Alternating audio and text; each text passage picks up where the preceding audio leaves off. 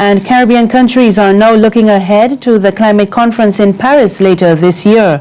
After meeting in Martinique last weekend, the leaders signed the Declaration of Fort-de-France. It calls on the world's richest countries to do their part to assist small island nations to cope with climate change. We now look back at the conference with our partners at France Caraïbe Broadcast. Family portrait that says a lot about it. It represents this Caribbean voice. It gathers 37 heads of state, Caribbean governments and regional organizations. Each country is present to mention the climate issues. All the states gather in order to find solutions against global warming. The objective is also to obtain aids from wealthy countries in order to develop renewable energy centers. Allow us, in addressing the funding, not only allow us to move to looking at climate change, but when he suggested blue economy, he was also thinking about creating the opportunity for the creation of wealth, as he's thinking that we have basically to revalue our own worth, to act locally but think globally. Some speeches ended the will of reducing the impact of global warming. We are expecting major transformations of our societies and of our ways of thinking in relation to climate change and the combined effects with globalization and growing precariousness and inequality. The loss of values and of principles leads to the danger of a collapse of cultural practices, the weakening of traditions, irredeemable extinction of ancestral know-how.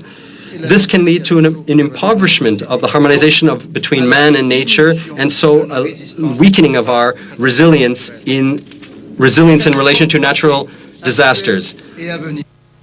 This meeting on climate is crucial for the Caribbean, even if they don't belong to the area considered the most polluted in terms of greenhouse gas emission.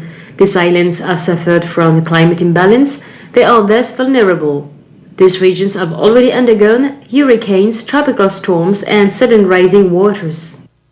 Without exaggerating it, let me say that I believe everything begins here, and it's through hearing from the voices of island states that the biggest countries will be placed in front of their responsibilities.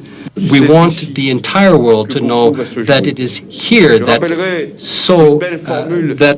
our future will play out. I'd like to quote from Edouard Glissant, which I think aptly sums up the task before it. Act locally and think globally. Here, we have the willingness to act, and we have to think globally as well. Thank you.